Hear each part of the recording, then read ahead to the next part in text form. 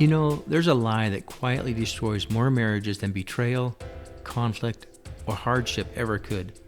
And this is the lie. Love is something you fall into and something you fall out of.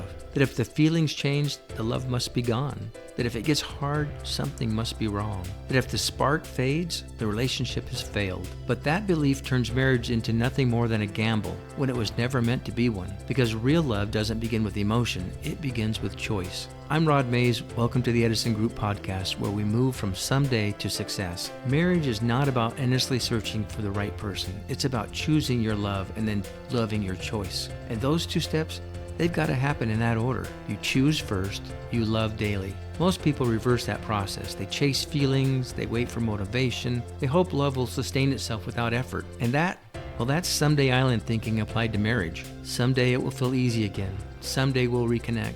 Someday things will improve. But just like dreams, marriages don't survive on someday. They survive on daily decisions. Love isn't sustained by intensity, it's sustained by integrity. Integrity is what keeps you showing up when the feelings are quiet, when the excitement fades, when life becomes demanding, stressful, and ordinary. You know, marriage isn't built in the highlight moments, it's built in the mundane ones. The conversations you don't avoid, the forgiveness you choose before it feels deserved, the commitment you honor even when no one is watching. Because reality is, you didn't marry a feeling, you married a person. And people grow, they change, they struggle, which means marriage isn't about finding someone perfect.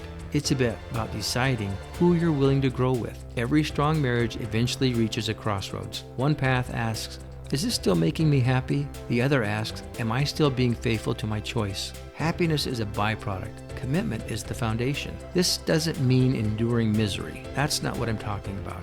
It means understanding that love deepens after infatuation ends. The strongest marriages aren't fueled by romance alone. They're fueled by discipline, perseverance, and intentional action. Love is not a noun, it's a verb. You love by choosing patience. You love by choosing loyalty. You love by choosing effort when quitting would be much easier. And here's the truth most people never hear. You don't fall in love once in a marriage. You choose it repeatedly. Some days it feels natural and some days it feels deliberate. But the couples who last don't wait for motivation. They act their way into deeper connection. They don't ask, do I feel like loving today? They ask, what does love require of me today? That question changes everything because love doesn't disappear. It erodes when it's unattended.